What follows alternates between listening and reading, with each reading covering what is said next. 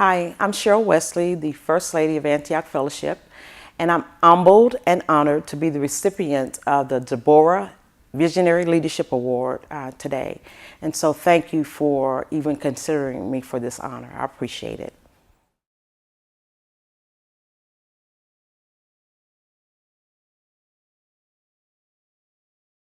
I've been a believer for years since being a youth, and I've always believed that the Word of God is true from the beginning to the end, from Genesis to Revelation. And I know God is love, and anything that is not of love is not of God.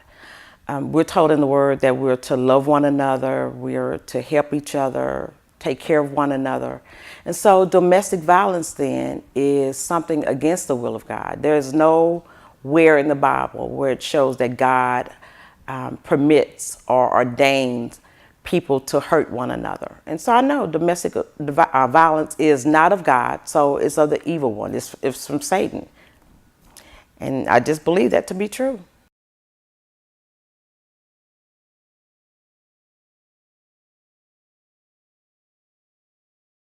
The blessing for me is that I have a husband who loves the Lord and who loves His Word, who loves the people of God. And he has entrusted me with the women's ministry of our church.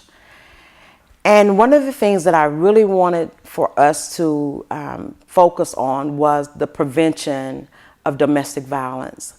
So through the Sisters Ministry, I was able to share the concern with the leadership team, and we started doing our marches against domestic violence. We include a session usually during every summit that we have every year about domestic violence. We give resources to women, whether it's during the march, throughout the course of the year, and say these are the things that you need to do to find a plan or a way of escape.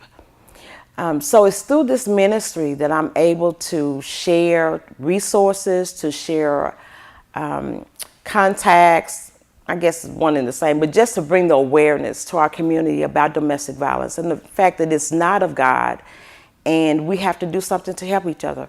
The Word of God says that we're to bear one another's burdens and so fulfill the law of Christ. And that's part of what we do. We bring awareness and we bring resources to help people, even the perpetrator, through counseling, that this is not the way and there is a better way.